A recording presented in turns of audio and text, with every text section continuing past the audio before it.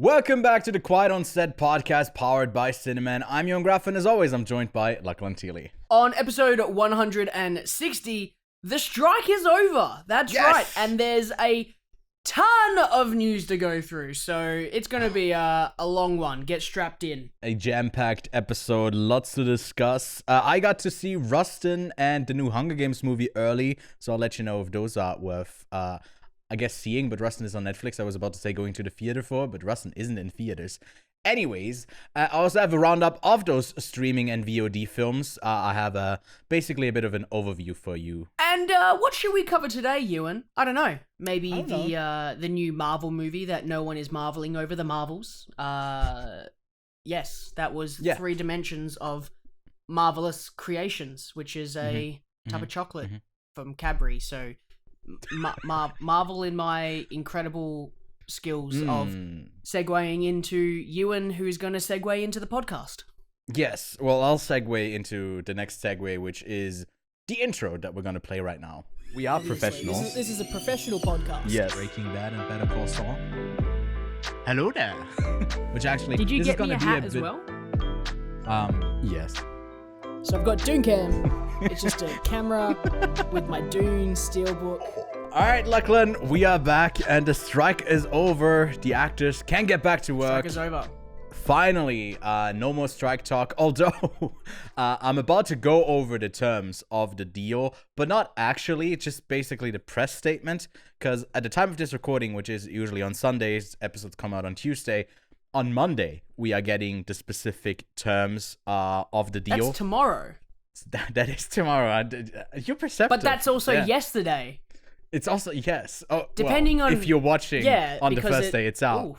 It gets really complicated once we put you into this figurative viewer here into this calculation. But we do have some announcements or some general wins where they didn't really win as much. Basically, a bit of an overview that I'm giving you right now, the TLDR, if you don't care about the specifics that will later come out. Overall, obviously, this is a win because this has been a strike that has gone on for 118 days for the actors. And I'm wearing my gun hat today, not just to be pretentious, as always, but because the writer's strike actually started when Lachlan and I were in gun. It's all the way back then, and then I think the writers came in June or July. They started striking alongside them. So it's been a long while, and it's great that they finally are getting back on Thursday, November 8th. It was approved by 86% of the SAG-AFTRA board that they, would end the strike, and people can go back to posting social media about their streaming shows immediately. I got a lot of that over this weekend. A lot of people were just like, oh, I couldn't post about this. Here's a bunch of behind the scenes. And it was actually quite nice to see. Like, usually I don't crave that, but I guess it's back now. And it's nice to hear from the actors directly. Now, what did they get? They got a 7% pay increase just generally over the next 2 years in 2024 and 5. It will be adjusted as well. They already are battling inflation with that, and the pay increase is gonna continue to, I guess, adjust to the inflating world overall. That's, by the way, 2% more than the writers and the directors got in their respective deals. So a big win for the actors there. Then they also were able to negotiate a streaming participation bonus, which isn't a revenue share. What they were working on there is to kind of create a fund where basically they were trying to go for 2% of the overall gross of the streaming services to go into a fund to pay out actors. They didn't get that. Next, they went for $500 million per year. Didn't get that. What they ended up getting is $40 million. And yeah, that's the one point where they definitely didn't get a ton of what they actually wanted. Yeah, all the way down. But similar to the writers, it's like basically the successful shows are getting those bonuses, probably the bigger names as well. But the actors are also, or at least the guild is working on paying out all of the actors that are a part of that, not just the big names in that. All of the something thousand members. They got a ton of members. And additionally to that, with background actors, they have worked something into the contract as well, where there's a higher daily rate for them. I think their pay increase is, I think, by 11 or 12%. It's about $20 more to their daily rates. An increase to the overall background actors who have to go under that union contract. I think after a certain number, that's not the same anymore. I don't get any of that. We don't have the contract in front of us right now, but that's kind of what I heard.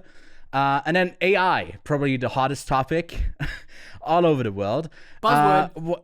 What they got here isn't, I think, a huge win, but it's the most realistic win, because essentially, from what I could read between the lines, it's that they both have to work together to work against that, because ultimately AI is something that poses threats to the entire industry, not just to the actors, not just to the writers, also to the studios at large. And that's kind of what I got from there. But essentially what they got is that they have informed consent and fair compensation for background actors, for example, who want to get themselves digitalized. The ideal is, I don't know how far they got into the negotiating that, is that that they're not paid up front and then their likeness can be used indefinitely, but it's similar to as if they were working on a set that day, that they basically get fairly compensated for their likeness to be used. So I don't know how much that is worth for the studios to not deal with humans, but still basically pay as if humans were there. I don't know. I don't know how that's going to work out and how it's going to shift, but they already are setting... Less craft services money. Fair enough. Less people on set. Yeah, and I don't know how it is about like healthcare stuff, all of that would be provided when you are longer there. But I don't know if with contracted work it gets so complicated, and I'm not in the business like that much that I would understand all of the intricacies. But yeah, there was also small changes for intimacy coordination. There was a limit to self-tapes, because basically the turnaround time there was really crazy. I've heard from some actual people who work in the industry that sometimes they like send you a thing of like, hey, do these 10 pages and it's due in 2 hours. And they're not allowed to do that anymore. I think the max is now 8 pages, which is still a lot, but 8 pages of self-tapes, and they need to have the script 48 hours before the deadline. And there was also something for hair and makeup to accommodate more, I guess, diverse performers with different skin tones and hair types and stuff like that. Overall, just like good inclusionary stuff. And overall, this deal is it's basically, I think, in the pay increase, supposed to be worth around $1 billion. Which is this? I mean, that's good. That's good for the actors. What they negotiated here. And yeah, that's pretty much the strike over. I don't think we'll report on the intricate details unless there's like a big interest in that. Let us know in the comments below. But yeah, Lachlan, it's good that it's over, right? Yes. No. It wasn't a leading Maybe. question. We'll see. Yeah. We'll see. Oh. Okay. Then let's move on. Let's move on to some news. All of it is not the rest of the podcast. It's always just like a question. Yeah. Yeah. Is this the So what have you been watching? Look, I don't think it's the worst outcome they could have gotten, but it's not the best outcome they could have gotten. Yeah. But let's just say, glad you can be working again and making Let's get money. back to work. Yeah. And back to work now. Chop chop. No, Chop, chop. Well, especially for the workers who aren't even part of that union, who are not getting anything from the benefits there, all of the productions that have halted. That must have been like, it's just has been incredibly tough on a lot of people who work even adjacent to those guilds and in the industry. So it's great that finally they can get back to work as well. And yeah. With that, last week we already got a bunch of new trailers, even if they didn't know that the strike was about to end. But we got some new ones, some big ones. Netflix had the Netflix Geeked event. We'll get into that, I think, after the first couple of trailers. Speaking of the big guy, Inside Out has a sequel, and it's breaking the records for like the most watched trailer of Disney ever. Did you see that? It's crazy. Jeez, no, I didn't see that. No. Yeah. It's that's baffling. So what did you think of the trailer?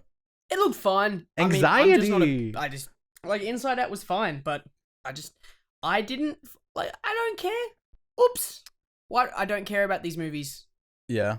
I've just cancelled the podcast. Yeah, just cancel us because out. Lachlan I doesn't think care about animated movies.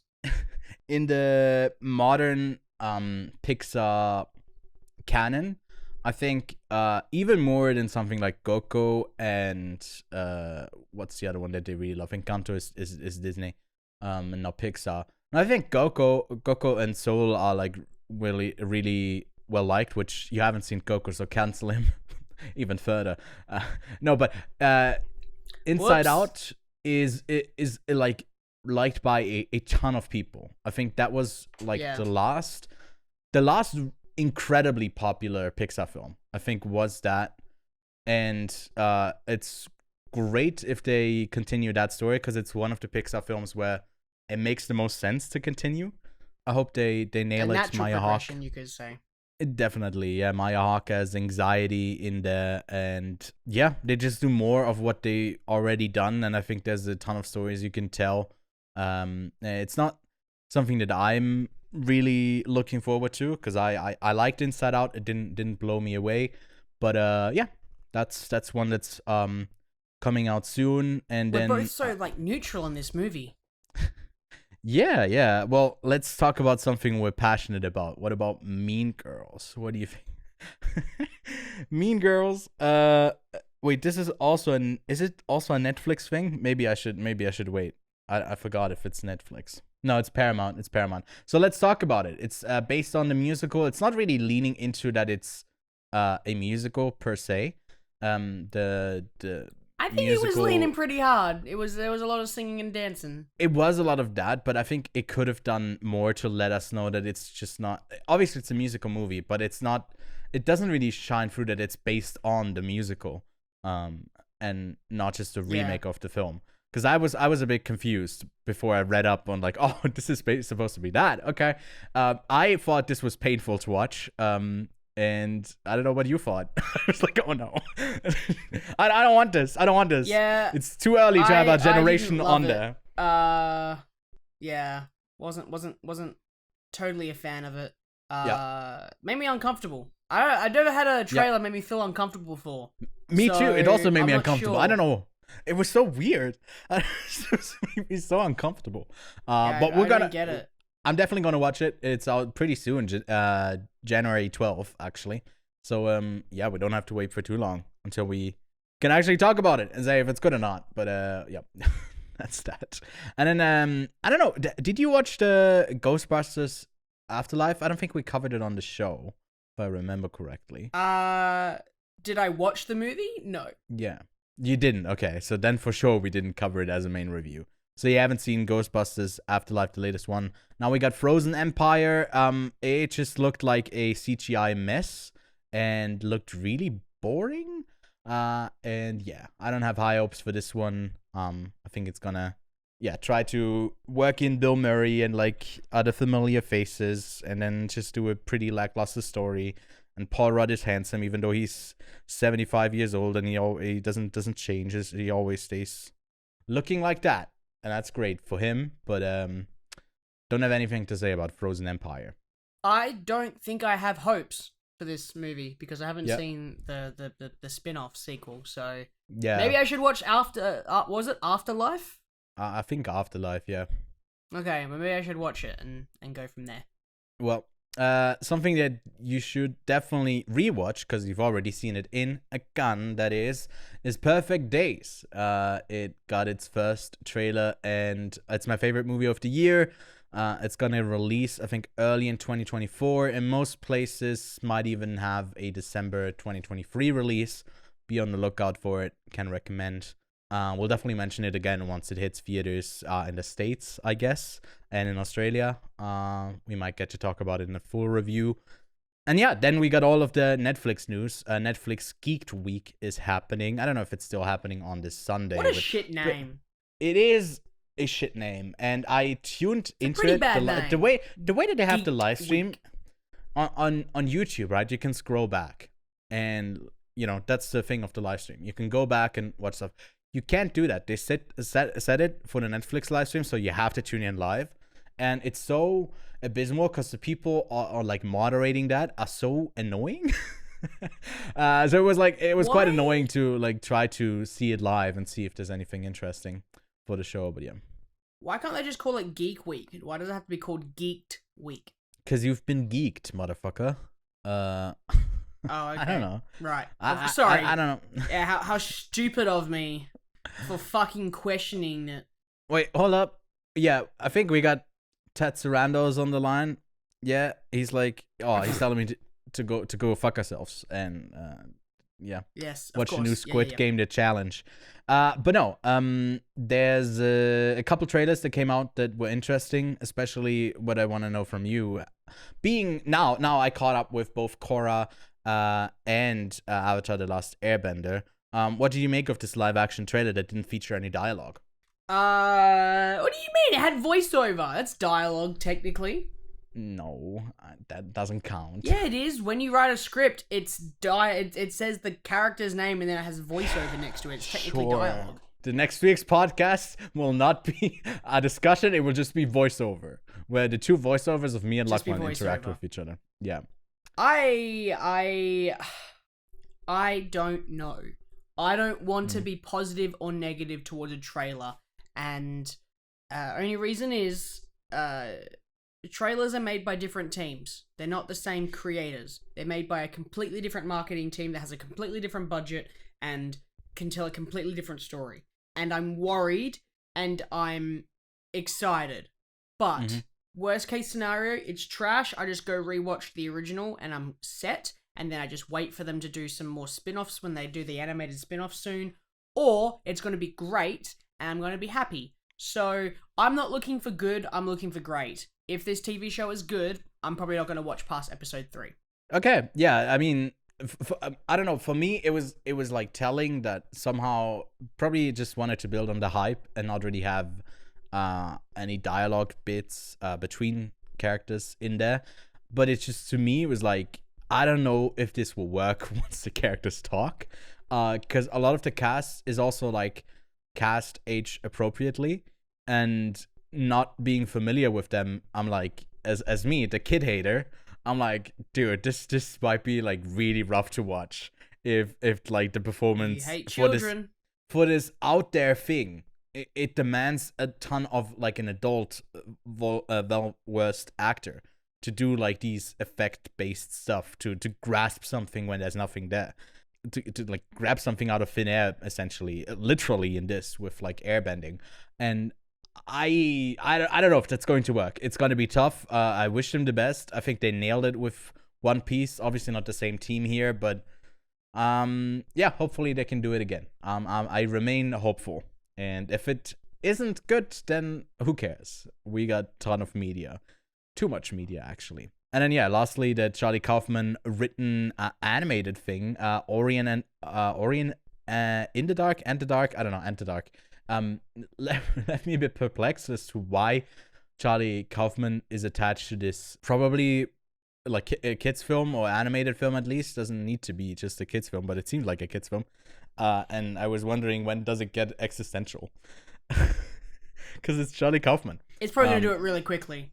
Yeah, and I don't know. The trailer left me a bit confused as to why, especially why specifically he's attached to this, why he's written it. But yeah, I don't know. But did you have any thoughts? Well, you said you didn't like the animation style. Right? Yeah. The animation looked a bit mid. It looked a bit, yeah. I didn't like it. I have no preference.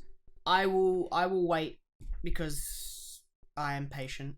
Well, that's part of being geeked, because you're patient, but also there's a slop of stuff. Can you imagine being geeked? I watched a ton of 80s films, so yes, from Revenge of the Nerds, I can imagine being geeked. Anyways, that's all. There's so much more that was announced. Yeah. That's all of at Netflix. You have anything else you wanted to bring up? There was an animated series of The Witcher. They announced like 20 different everything games. It's crazy the amount of stuff that was there. Yes, and no. There was also just a trailer that they just dropped with like another thing with what's her name, Millie Bobby Brown. That's not Enola Holmes, but that one's in production. Like, there's a ton of news, but I don't know if it's worth discussing. Like Stranger Things, they immediately after that, David Harbour got like a call 10 minutes after the strike ended. I was like, hey, we need you 10 days or next week. We'll start shooting. Stuff like that. Now that it's back, like there's going to be way more news than we're used to. And now we're a bit overwhelmed. Yeah, I mean, you can go out the Geeked Netflix channel right now to see if there's anything else that interests you. But I think that's like the stuff that is relevant for us, stuff that we'll actually cover and watch. But yeah. Then something that's even more relevant for us, because we are quite keen for the Alien series. And by the way, after last night, I actually completed all of Predator and Alien. I've seen all of the movies now. Yeah. And? So they delayed the series from Noah Hawley. It's not going to come out before 2025. But the Alien movie, the next one, Alien Romulus from Fede Alvarez, is still on track to release in August of 2024. And what does Romulus mean? It's probably another, like, it's probably going to be another spaceship like Prometheus and what was the other one called? Romulus, one of the twin brothers of Rome's foundation. Yeah. But I think it's just going to be another, like, ship name. By going by the latest few Alien movies, it's probably Romulus just going to be Remus, another. the legendary founders of Rome. They like one of them killed the other one, I think. Well, yeah, you'd probably something with wolves. That's why I'm looking, because that's going to give me a story. I mean, I don't know if it's giving a story, but I mean, Fede Alvarez. If you're not familiar with him, he made he's familiar with horror films. He made the remake of Evil Dead, which I think isn't really great. I think you've seen Don't Breathe, if I'm not mistaken. I haven't. Yes. I don't know. You can tell me if is that any good? It's got Mr. Schlang in it. Scott Lang. Stephen Lang. What's his name? Stephen Lang. Scott Lang. Isn't Scott Lang? What's his fucking name? Schlang. Call him Schlang. Scott Lang, for some reason, reminds me. Wait, isn't that like Ant-Man as well? It's Ant-Man? That's where I'm getting confused? Hang on. Scott Lang. Okay, Scott Lang is Ant-Man, and then Stephen Lang. Stephen Lang is the guy from Don't Breathe. Stephen Lang is a Don't get them confused. They're very different people. Don't get it twisted. Scott don't get it twisted. Shrinks. Stephen shrinked ego. So, yeah. Yeah. And he's also going to be in every Avatar sequel, even though he's going to die in all of them as well. Yeah. It's kind of funny. Alien, though, in 2024, 2025, I'm looking forward to it. Incredible stuff. I'm also looking forward to it. Then there was... because that's not out yet. And you can't look back on that alien ass. Okay. Speaking of looking back... Well, speaking of looking at asses, that green ass, Shrek 5 might have possibly gotten leaked on LinkedIn. Obviously, this is basically like nothing, no announcement or whatever. It's basically in the announcements of sequels. It's in a similar lane as like, I think it's really funny that Rockstar, the company behind GTA, has announced that in a month they're gonna release a trailer. Like with all of the stuff that has been staggered, the way that they are like they did a good announcing thing. A trailer is a month before is kind of funny to me. But could you not? Because you know what's going to happen, right? What's going to happen is they release the trailer unannounced, and people are going to die. The internet would explode. So this is just letting the internet prepare for the amount of bypass ready now. Need once they release the trailer. Yeah, like I don't know, get ready to be like close to your practitioner to like a doctor when the trailer drops, because a bunch of and it's funny that like for how long this has been anticipated for, that like people who you could say like teenage boys are looking forward to this when they're now like men, for how long they've been waiting. I'm looking forward to this. But yeah. Anyways, speaking of men, let's talk about The Boys. Its fourth season is coming in 2024. No release date Shocker. set yet, I think, but it's probably coming soonish. And yeah, looking forward to this. Gen V was quite exciting, and it kind of led into the next series. I think they said it's taking place a couple of weeks after Gen V, and yeah, great universe. So something exciting happens in Gen V then, right? It does. It actually has like a big moment at the end that is like, I think the smart thing of how they do Gen V is not we'll get into that in discussion time with Marvel, but the way that they have their characters within the universe is not that everything is kind of connected in a meta sense, that it kind of addresses the audience of like, hey, we know all of this stuff, but it's more you see the characters and they view the characters that we know from The Boys through their own respective lenses. Like, they have their own views of them, and that makes it like it just makes it way more whole as a world. And they do that really well. So I guess I gotta watch it then, because I haven't watched it yet. I think it's worth seeing. I think it's pretty good. Okay. But yeah, A24 launched their own app. Why? I don't money. I guess money. It's always I can't download it. It's annoying. Yeah, it's only out on iOS, but then also in the States, and on web as well, but I guess also in the States. And yeah, I couldn't look at it into it like that closely because I couldn't download the app, but I assume it's some kind of streaming service. You can buy stuff on there, something like that. Maybe they'll also start producing games like Netflix. Where you can, it's basically like one of those like games where you steer the car, but it's the scene from Hereditary. You gotta get your sister home safe. Aronfosky is set to direct his next movie, and that's also produced by A24, and it's a biopic about, drumroll please, Elon Musk.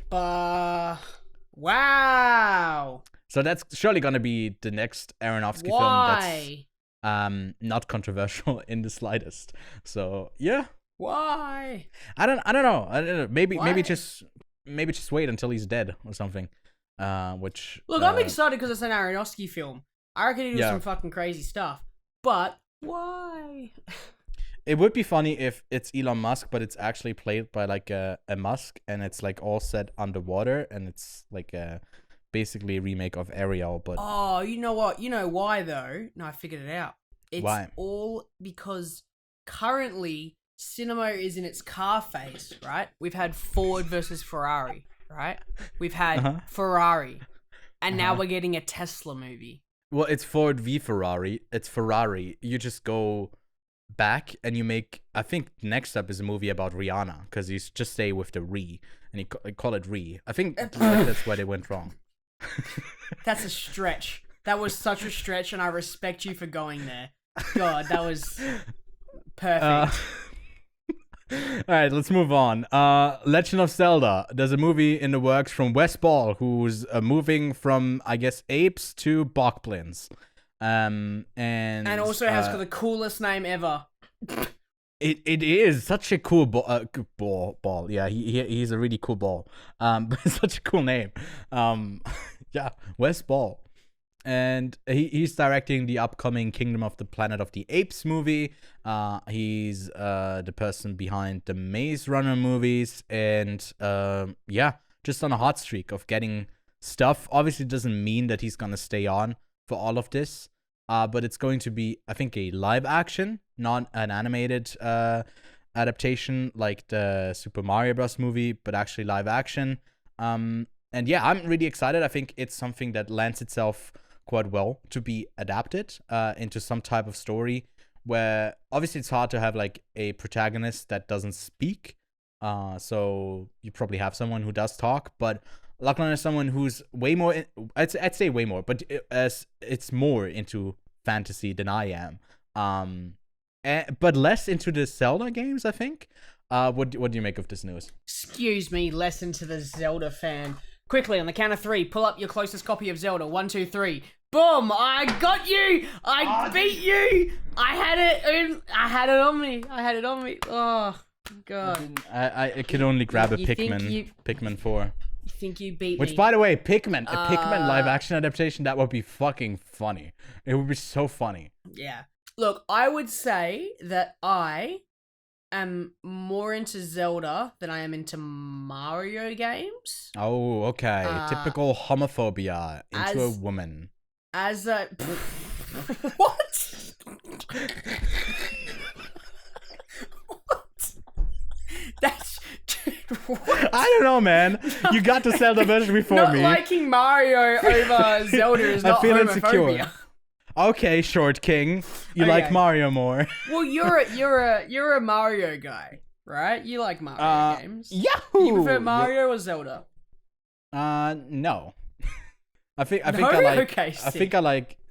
I think I like the Zelda games more than I like the Mario games. But Okay. yeah. I think when I was younger, I was more of a Mario kart player. I didn't really play that many Mario games.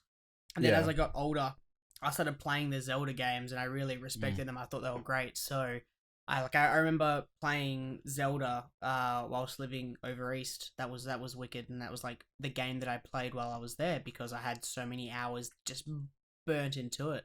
Yeah. And now I can play the sequel. Now that I've got a copy, I just got to find the time to do it. But Say. it's a video game adaptation into a movie. So we should hold our thoughts and we should, if you're religious, pray. If you're not religious, hope. If you are, an investor who has a lot of money, you should invest in getting someone who can write a good story for this. But it depends what they plan to adapt, and it also depends on the visual style of the film, because if they go for a straight live action adaptation without any kind of art direction of what the Zelda games have currently been or what they have been in the past, then I'll be a little bit annoyed, because one of the best part about Zelda games is just the look of them. Do you reckon they'll go into a similar direction as Super Mario Bros., where it's not specifically one movie, but you tie in as many references as you can to like different games, or will they select a specific game in the series? I don't think they'll do a specific game. I'll think, and again, this is because I think the way that they adapted Mario was super smart. It's not based off of a particular game. It's not based off a particular story. It's their own. It's based off the characters, and they do references. Again, if you're going to adapt a game, you should pick whether or not it's got an adaptable story. Last of Us, adaptable story. Tomb Raider, adaptable story, right? Even though the Tomb Raider movie wasn't as great, but it was a straight rip from the game, it's still a good story to adapt. Mario, I wouldn't say any of their games are incredibly gripping narratively. I think they just got a really good gameplay loop, and I think that they have a pretty good story for the most part. But I don't think the game story is where you kind of go into it, right? Because what's the plot of a Mario Bros. Game? Save someone from Bowser. Your princess Bada is bing, in another bada boom. castle. And what's the story for a Zelda game? Save her from Ganon. Zelda, usually. So, like, look, I just don't think they'll adapt it from a particular game. I think they'll just have elements in and have those characters, and that's where they'll kind of go with it. I don't know. I personally wouldn't like a character that speaks, though. I'd like a silent protagonist. Yeah. It's and it's what tough. I've always said about if they do a Half-Life movie, silent protagonist. Yeah, I definitely have played those games. I have booted it up. I think I own them, but I haven't gotten past like. You haven't played 10 minutes in. Half-Life? I haven't played. No, you will find out. I own a lot of games, but I have not played them because you should play later. Black Mesa. It's like a remaster of the first Half-Life game. Yeah, I've heard that there's like a pretty I think I played like the really, really old one, and I booted it up and was like, I don't know what to do. There's no instructions here, and I don't want to waste my time trying to figure it out, because you should play Black Mesa, because that's like I guess I said remaster or it's not even a remaster. It's like a completely built from ground up reimagining of the first Half-Life game. And then I've just realized there's a Half-Life 2. Wait, you have a VR headset, don't you? I do, yeah. I haven't used it since 100th episode though. I haven't set it up since then, but I do have one. Oh, dude, you should play the Half-Life games. Oh, the Alex? In order. Oh, wait, sorry. Yeah. Yeah, Half-Life Alex. Yeah. I mean, look, I'm all down for that stuff. Cool. I do want to... I actually do have I created a second channel, so just so I can go streaming on it, and I think I did it once, because I can never find the time. Well, what's the flex here? It has like 4 subscribers. You have a second channel. Sure. It's like each week you're trying to look for something to go like, that's a flex. Okay, brag much. Yeah, like, yeah. An account with no subscribers. Each episode, find something that you're trying to, yeah. But I do want to make some time to play games just for me, and just if I live stream it, I think I'll actually do it because I'm like there. And even though no one's watching, it's just like me who's putting the time to it. And I was like, hey, I'm doing it right now, and I can't quit at that very moment. So I think I need something like that, like some kind of challenge. So it's like, hey, let's beat all of the Half-Life games back to back, one stream. No, but yeah, that's West balling out here. I think Wind Waker would be sick to have like some kind of visuals come from in there, but I think that would take over the whole film. Something that would lend itself most to an actual story adaptation would be I think Majora's Mask. Probably Zelda has gotten even more popular with those last 2 Switch games, and I think they're probably gonna in the producer's mind, I think they're definitely gonna try to capitalize on those types of visuals and those type of references the heaviest, and then have some stuff from the older games in there as well. But I'm quite excited. I'm more keen for this one than the Super Mario Bros. Movie, if I'm being honest. So hopefully this will turn out good. And then Jeremy Allen White was in a meeting recently with for a Marvel-y movie is what he said, and he had like an interesting experience. I'll link the article below where they basically. He was like asking, why would I want to be in this? Like, can you pitch me? And they basically like cussed him out. I was like, all right, that's how it is.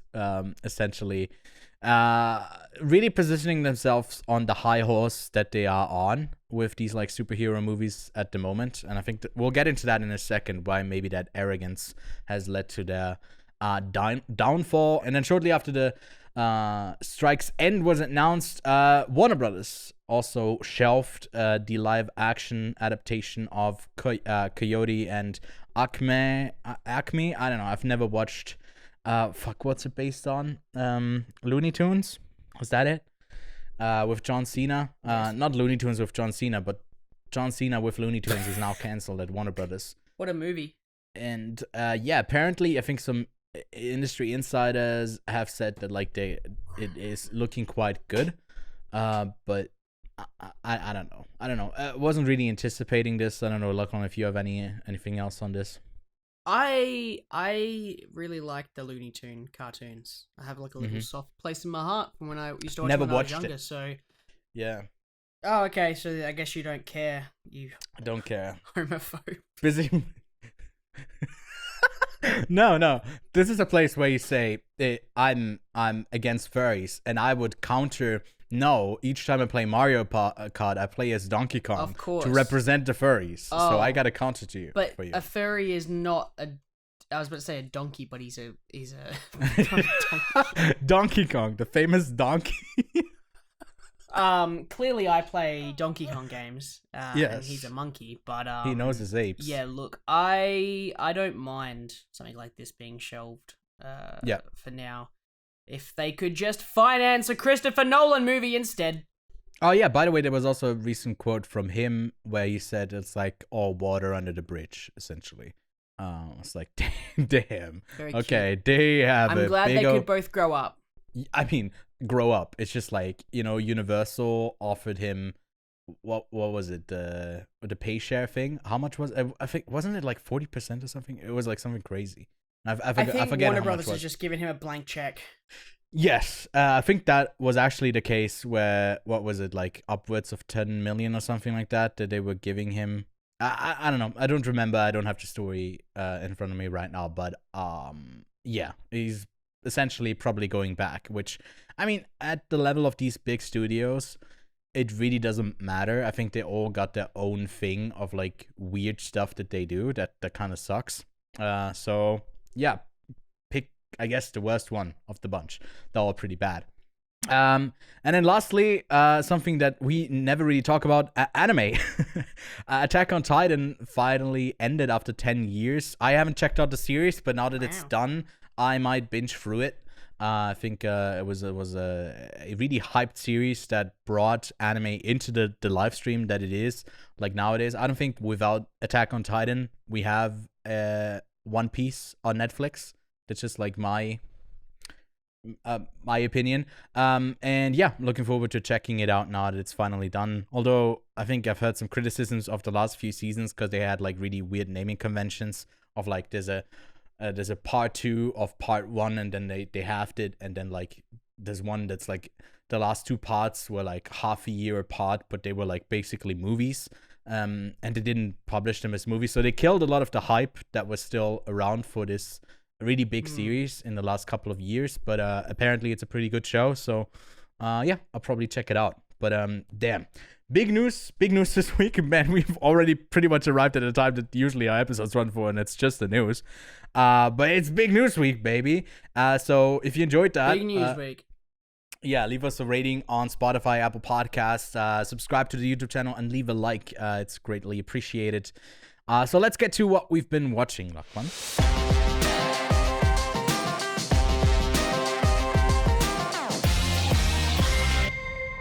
So yeah, Lachlan, what have you been up to? Not a lot in the movie space. I have only watched one movie this week other than The Marvels for this main review that we'll get into later on. But I also watched Exodus, Gods and Kings, which is Ridley Scott's like lowest rated movie, because we will be doing a bracket of Ridley Scott movies, and I've got to catch up on some of his filmography, rewatch some of the ones I haven't watched in a very long time, and get caught up on that big old filmography that he has got.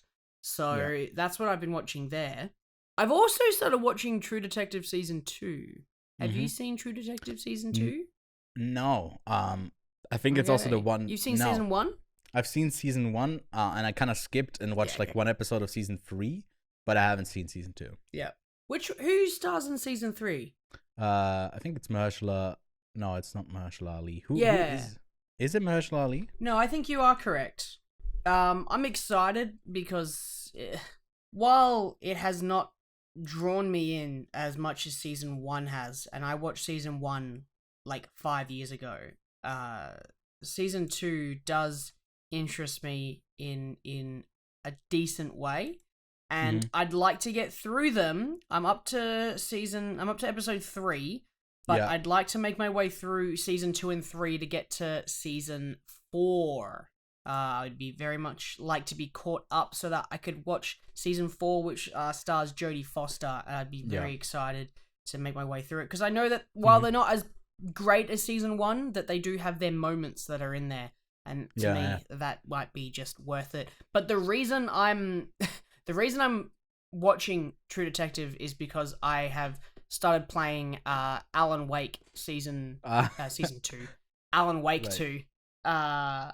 Only reason I'm saying Season 2 is I'm looking at Season 2 of True Detective, but also I know that they planned on like making Alan Wake like a seasonal based thing. Like Season 1 of Alan Wake is like what it's kind of referred to as in-house, I'm pretty sure. But I've played for the first time ever Alan Wake and Control. I played Control in the past, but I never finished it, so I replayed that. But I've finished Alan Wake and Control, and I started Alan Wake 2 earlier today, and I got super fascinated with Alan Wake. Never played it before, and it's kind of synced my needs of this particular genre.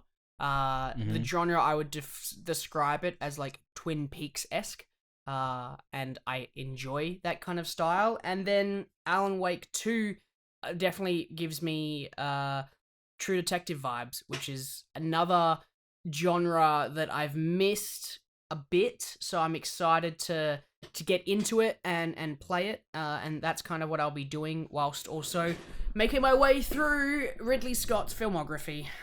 It's a fitting pairing here. I mean, I got essentially the same to do here. I also want to play the Alan Wake games. I didn't purchase the second one because I knew that I'll have it sitting there in my library and I'll never get to playing it. So I'm not getting it until I'm done playing the first one.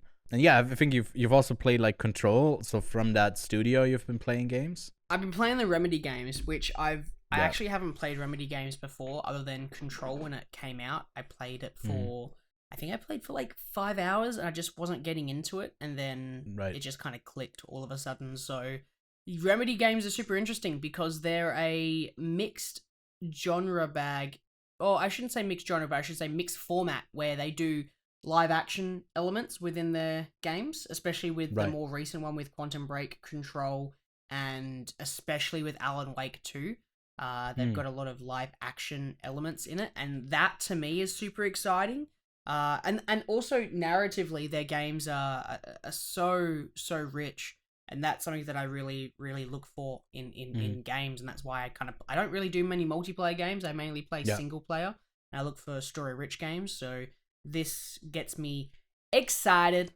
Yeah, I mean, I've also been watching a bunch of the Ridley Scott movies. Essentially, from what I've gotten to is his 2 Alien movies, Prometheus, and then what's the other one called? Covenant. The 2 latest ones. I also watched Alien Resurrection because I wanted to have the complete series in there, although it's not like really relevant for the 2 latest Ridley Scott movies. And oh boy, is Alien Resurrection Joss Whedon pilled. It just the dialogue in there is painful to listen to, and it's like it's not vibing. The directing style is not vibing with the writing at all. And overall, I think it's one of the probably the weakest ones, but still, I would go as far to say that there's no bad Alien movie.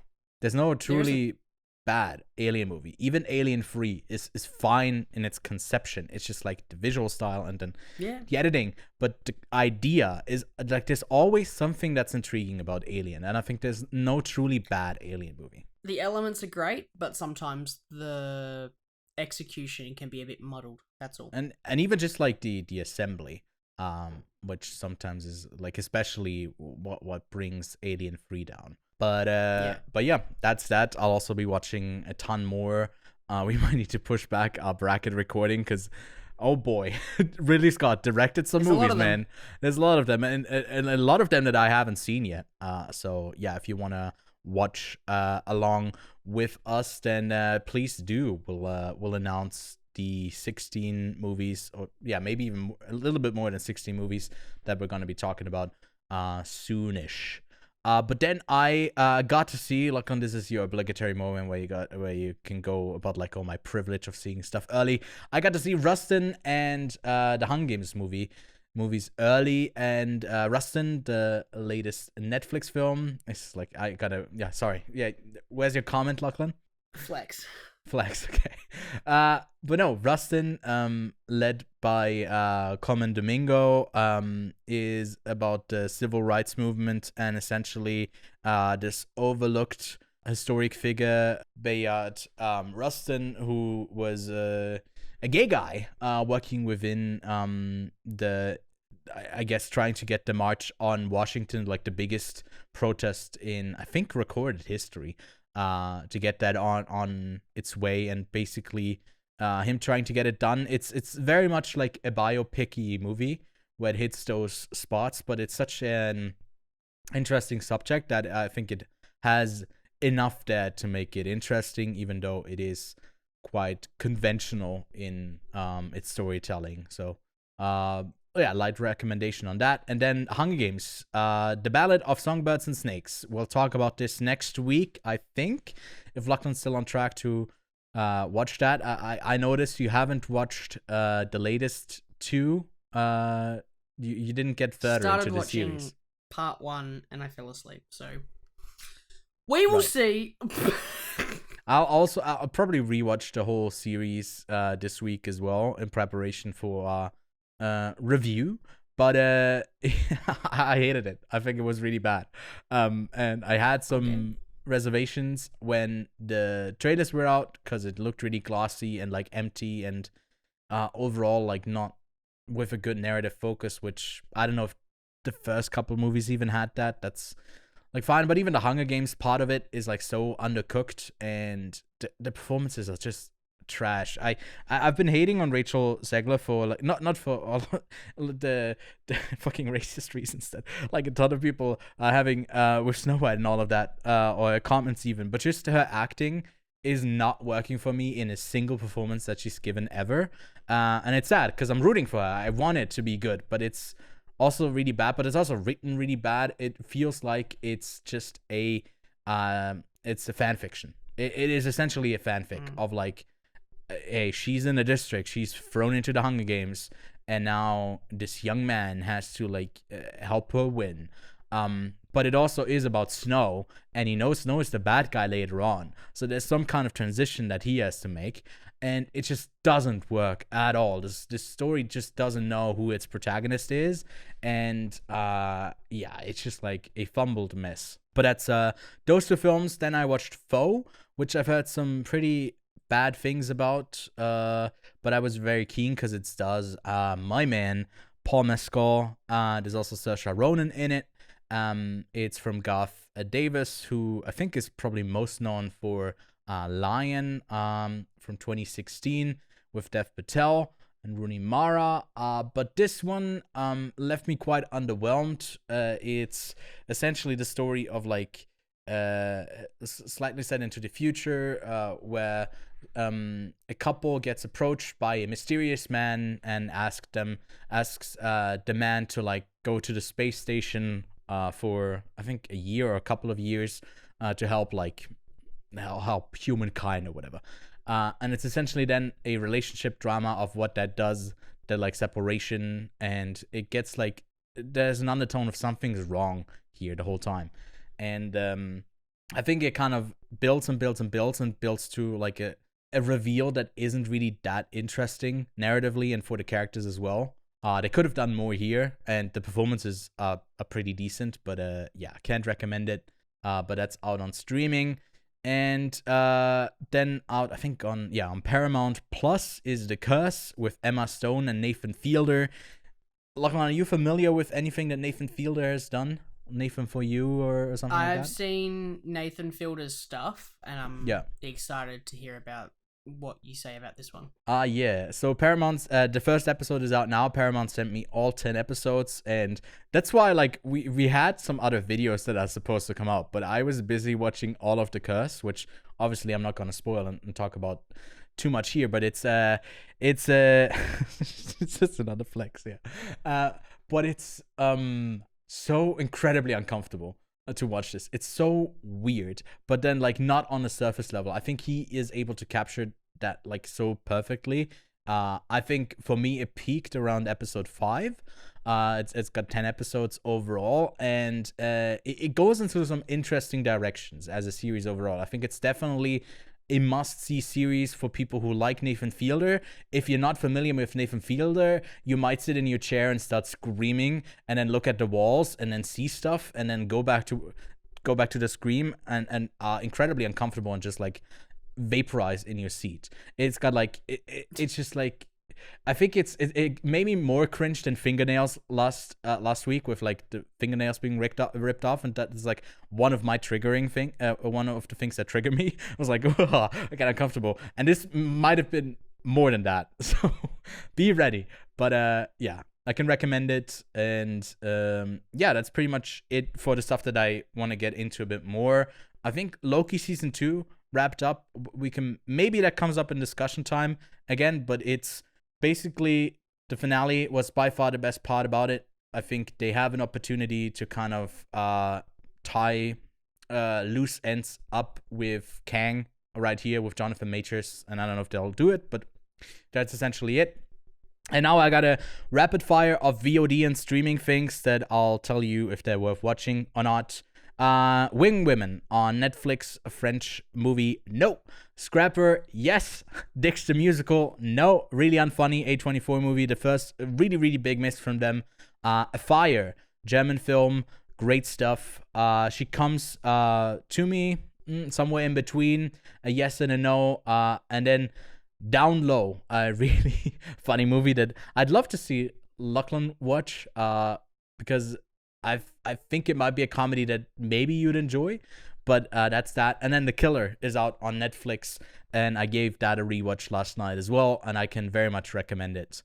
But yeah, that's all the stuff that I've been watching. There's an interview with Sandra Hüller for Anatomy of a Fall, if you want to check that out, and that's pretty much it. Yeah, Lachlan. Let's get to discussing some Marvel stuff here, and basically the way that we are gonna do this special discussion time is we're gonna talk about the state of Marvel as it is right now, what they're doing wrong, and then I think it would be quite productive to not just criticize but have our own suggestions of what we think could help them turn the ship around. And this comes off the back of, well, for me, it was just like more the release of the Marvels and all of that. But then also coinciding with my plans to do this on Discussion Time, there was a Variety article that dropped that basically gave a detailed summary of maybe what we were all thinking. But then it was putting it all together with nice quotes, like the journalists do, you know, they summarize and put stuff together like we do in video form, and essentially went over some of the stuff that's been recently going wrong at the studio. So I think to round that up, we can both agree that a lot of the movies, apart from maybe Guardians of the Galaxy 3, have been very lackluster to bad. The TV shows have been really underwatched, if not incredibly hated, like the latest with Secret Invasion. And they've also not just been received pretty poorly, you can also see that reflected in the box office. You know, you can still have something like the Fast and Furious franchise where everyone knows they're kind of trash, but they still make like 700 million at least. And that's not been happening with Marvel. They've had movies like Quantumania that made more than $500 million, and that's considered at Marvel to be a loss because they operate at a scale where their budgets are so big that a lot of the time they're around 200 to 250 million for the production alone. And that's not factoring in that when you bring something into theaters, roughly it's like a 50% cut that theaters take. With Disney, I think they negotiate more in the 30 to 40% range. They're like really hard on theaters that way. So and then there's also PR stuff, you know. And to break even, they at least need like $500 million for these movies to be profitable, and that's just not been the case lately. So another thing that kind of ties this all together, or doesn't tie it together, is kind of the incoherent story style where they've spread Kevin Feige, this overarching figure, to kind of guide everything in this franchise too thin, where a lot of this stuff feels like it's loosely tied together, but just in a messy way where it contradicts stuff. I'd even say that like someone like Nick Fury in Secret Invasion is a completely different character in that series than it is to the Marvels, and stuff like that wouldn't have happened early on in Marvel, and that's just like overall another factor why audiences are not connecting with it anymore. And yeah, they've been canceling it, delaying shows. Now they're finally kind of reacting to it. And something like Blade is back to the script. Daredevil is back to the script when they were basically 1 week off from starting productions. They've changed writers 5 times. They've changed directors twice, and are now budgeting the movie at 100 million, which less than 100 million, which is maybe something we get into in a second. But Lachlan, I think that's kind of why they failed. Do you have anything else that you think Disney is doing wrong with Marvel at the moment? I don't think it's so much to do with Marvel directly, and I think that it's got to do with the way that Marvel has changed cinema itself. I feel like they have set trends, and they are the direct cause of a change in cinema. And and they see that they've affected it and they're trying to fix it, but they're fixing it with just oversaturation and films that are, if I'm honest, quite empty, and there's no meaningfulness behind any of their films.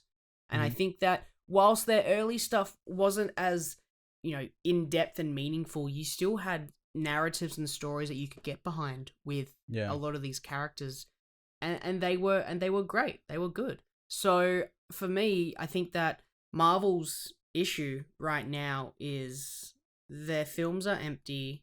There's nothing to them, and more than anything else, there's just so much they're trying to get out into the space. They just don't have enough time to bake it. And they're kind of doing a DC or an early DC EU where they're trying to introduce too much. They should stop doing that. Let solo movies be solo movies and have your Endgame and your Avengers and moments every so often.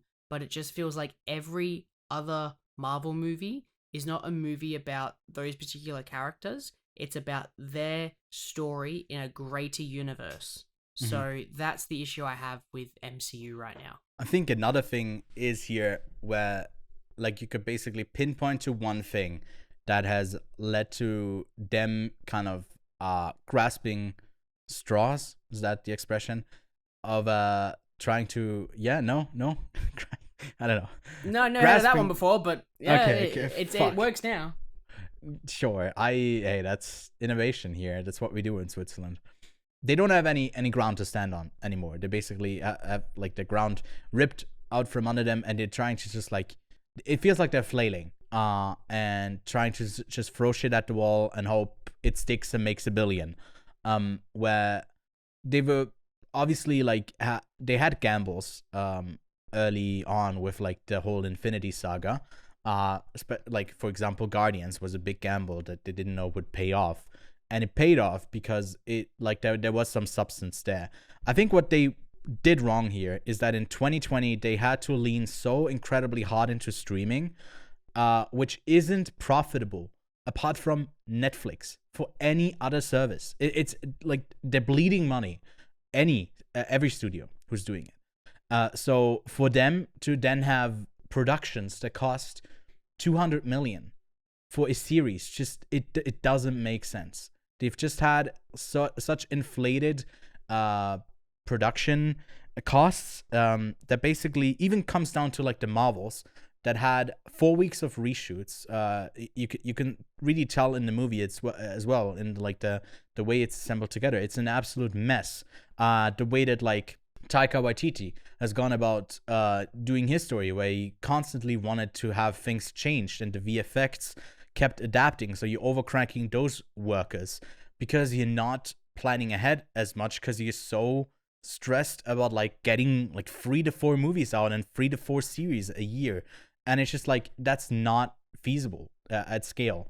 It's just that it's not possible to overcrank your workers and the studios and especially the audiences as well that much. And I think in their arrogance and being on top of the world with like the highest grossing movie of all time, I think they just like thought they were too big to fail. People just care about this stuff, and they're gonna be able to continue to provide that type of entertainment, and people are gonna eat it up. And man, I'm full.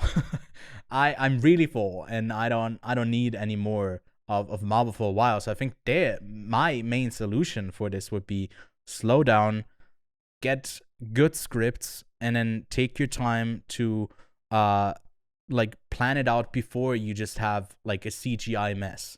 And plan out your stories beforehand. Give it a bit more time, because ultimately, even though you don't have movies in theaters, it will save you money, and they will profit off of it. To talk to the CEOs, to the producers specifically, I think ultimately this would pay off. And even if the budgets are smaller, I think Blade might not be the best way to go about it, because like the optics aren't great. To like, hey, let's go back to this. Well, let's put this one down, right? Yeah, let's have that be less than 100 million.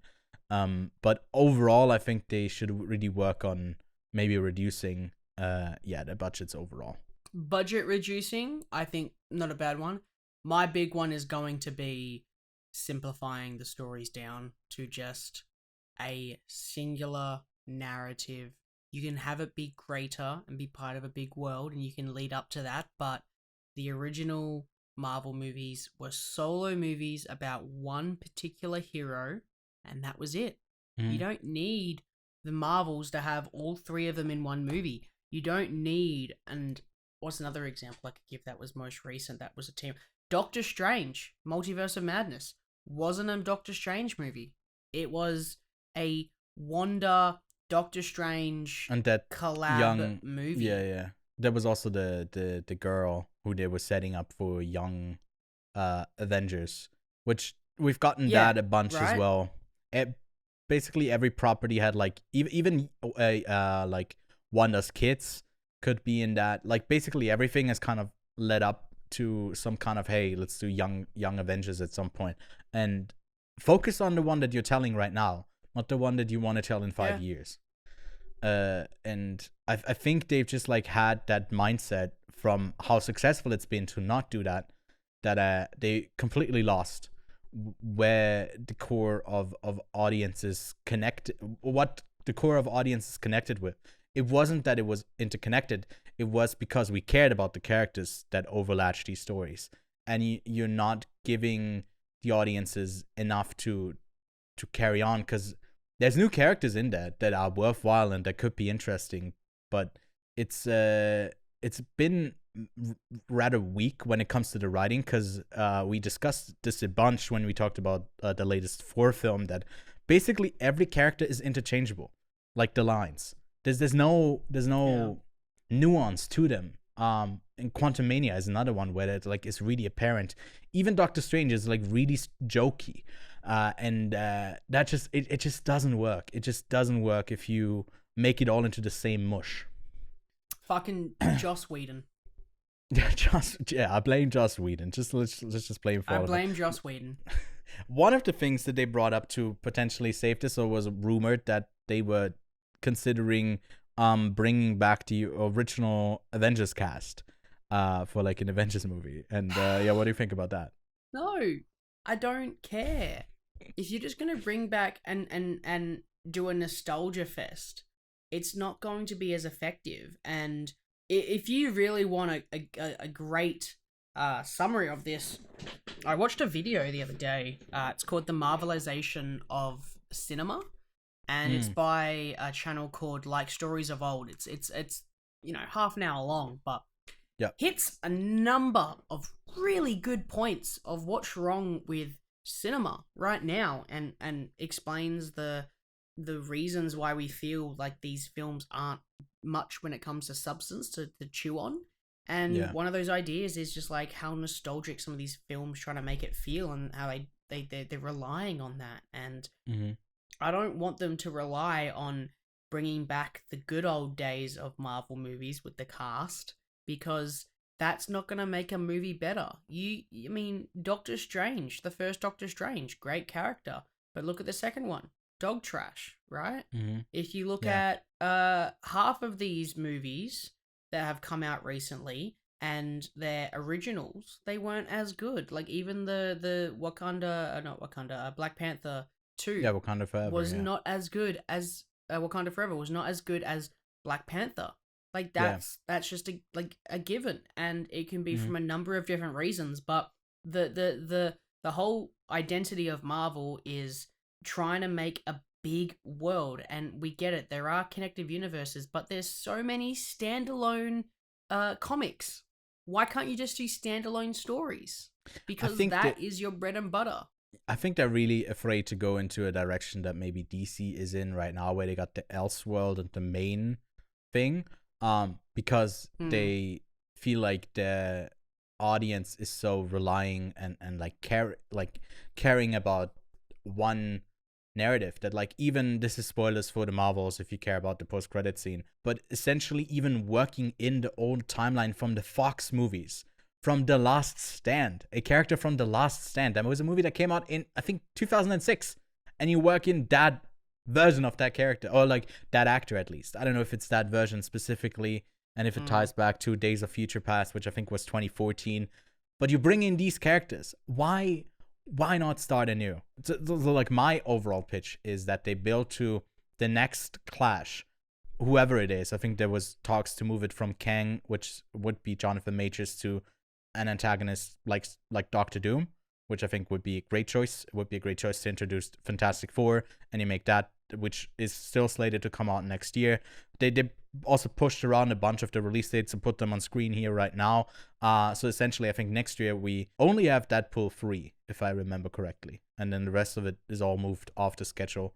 Like early next year, we got the new Captain America movie. And then, yeah, Fantastic Four and X-Men, I think, somewhere in 2025, 2026. If they were resetting the whole thing in 2027, where I think the whole multiverse of it all, it's too open, because you've had time travel, you had multiverses, and like Lachlan said, you got to bring it back to the individual characters. If the world is always this open, then the stakes never feel like you can't go back to an individual scale, because you're always like thinking, oh, what about these 17 different things that you could be addressing to solve this problem right now? But we want to be in with the character. It's always based on character and story at the end of the day. As much as like a CGI fight mess you could have, that's not as exciting if you don't care about the characters. And I think normal audience goers don't really think about that. But as they grow up with this stuff, it doesn't matter if you were a kid or an adult when the Marvel movies came out, you grow tired of the same old thing after a while. And I think it's gotten to that point, and what you never grow tired of is interesting characters and great stories. And you just got to get back to that to have a success here. Yeah, Lachlan, what do you think? What could they do to, I guess you already said, like, bring it back to singular stories. Yeah. And do less. Make less. I don't want to watch 20,000 things to catch up, because I feel like I'm going to watch Loki and I'm not going to know anything about it, because I haven't watched many of the recent Marvel things. Spoilers for Loki, if you do care, then skip like a minute ahead. But essentially the whole season of Loki is one big reset for the final episode. Essentially, that's that. I think it has a really good arc for Loki. Like you said, the singular thing. It only does it in like 2 episodes of the 6. But the Loki arc in this is one that they close. And I think they should leave it. They should leave that character. And it's a good ending. I think it's a good ending for their character. I think it's like one of the rare points where they get it right, with like nailing a character and getting them a good ending. Which they've last done in like Endgame, with those characters. So, anyways, to sum it up, we want 7 Marvel movies next year and can't wait for more. But yeah, that's wait. Discussion time over. Let us know what you think about the current state of Marvel. Are you still watching the movies and the series, or what's piqued your interest in the upcoming stuff? But Lachlan, let's get to the main review of the day, the latest film in the series. I don't know which movie it is, like number wise, but it's by Nia DaCosta. We covered one of her movies before on the show, Candyman. I was quite a fan of it. This is one of the shortest films in, I think it's like, might even be the shortest in Marvel history. It's like 105 minutes, which is still long, but apparently like they're pretty long overall. But the movie's currently tracking to be the lowest MCU opening in history. We'll have to wait and see until like the final numbers come in. It's been received so on Letterboxd. It's a 3.0 at the moment, 6.1 on IMDb, and a 50 on Metacritic. And yeah, Lachlan, could you read us the really I picked this one because it's so incredibly bad. It's so long, and it's like how the movie feels as well, so it's like the perfect way to sum it up. So could you read us the logline, Lachlan? Carol Danvers, aka Captain Marvel, has reclaimed her identity from the tyrannical Kree and taken revenge on the Supreme Intelligence. But unintended consequences see Carol shouldering the burden of a destabilized universe.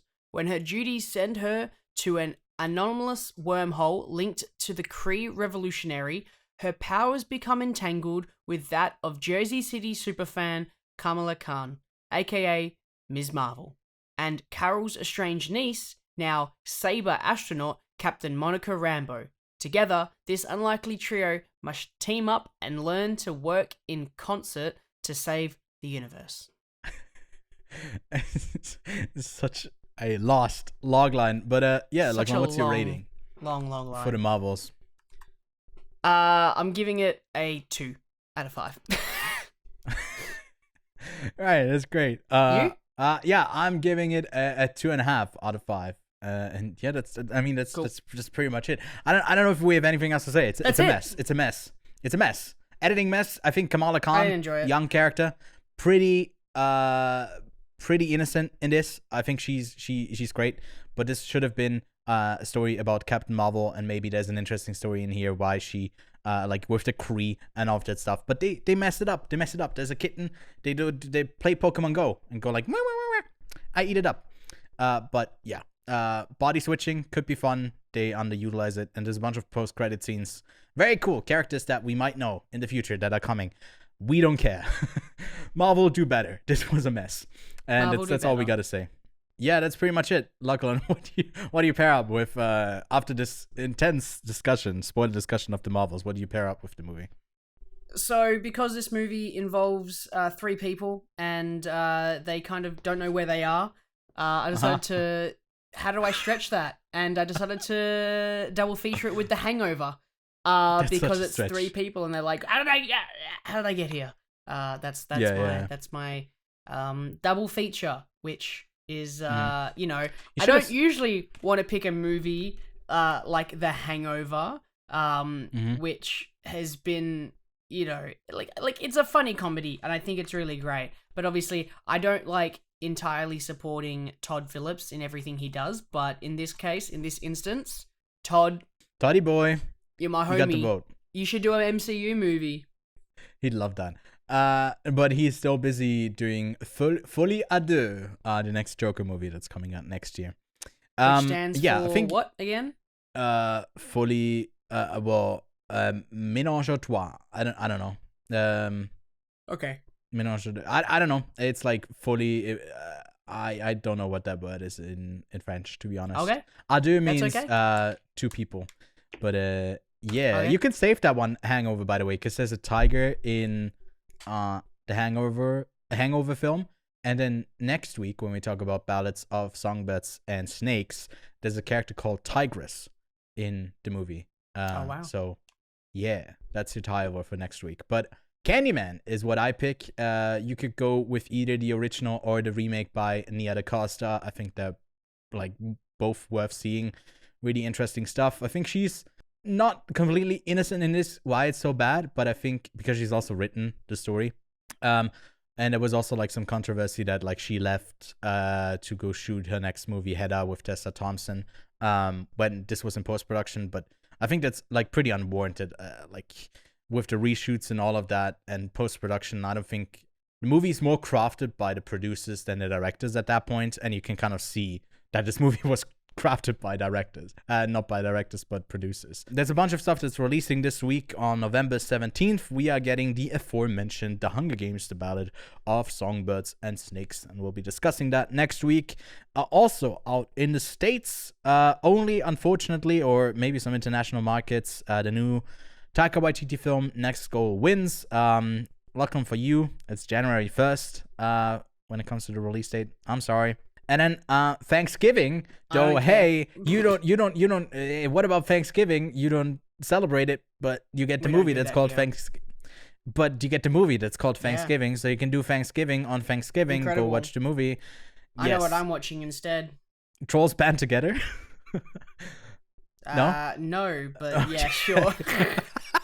I think that's also out in theaters already. It's also out in Swiss theaters. It might even already be out in some markets, but we don't really care about those high-pitched, curly little troll heads. But yeah, out in limited release in the States, we got Fallen Leaves. I'm waiting for the VOD release to shout that out again, because it's one of the films that Lachlan missed in Gun, and I can very much recommend it. May December is out now in the States as well, but you don't have to wait for too long. That's out on Netflix December 1st. Lachlan did see this one in Gun, but he slept through the whole thing, so we'll get to revisit it once it is on Netflix. I just think for the whole thing, I could definitely give you the plot points of that movie. it's yeah, sure. Hit me. Call out his bluff, man. Is it Natalie Portman?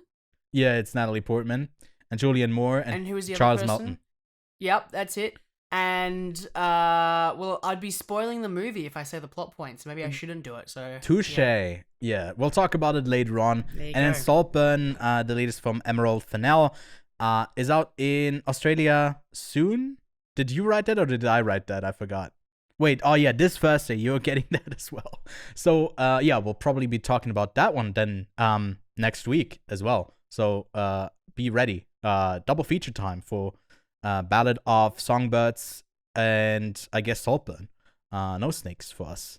And then yeah, in Swiss theaters only. Apparently this doesn't have a limited release in the States yet, or even in Australia. Is About Dry Grasses, a 3.5 hour long, slow building, not simpering story. What's the word I'm looking for here? It's different, not simpering. I don't even know if that's a word, but it's a let's great stick with simpering. movie. I think that's great. I think that's brilliant. I'm whimpering at the way that I'm phrasing this, but About Dry Grasses is really a phenomenal film that you gotta give time to. It's as long as Killers of the Flower Moon, but it's way smaller in its story, but it is equally great, I'd say. And I can't wait for that to give that one a rewatch. But that's it for this week, Lachlan. Next week, we already said we're gonna talk about Hunger Games and Saltburn. So yeah, watch those films if you want to hear our spoiler discussions then, and leave us a rating in the meantime on Spotify and Apple Podcast. Subscribe to the channel to not miss our Fincher bracket. It's about to come out, and the upcoming Ridley Scott bracket. And that's pretty much it, Lachlan. We'll talk to you next week. Bye.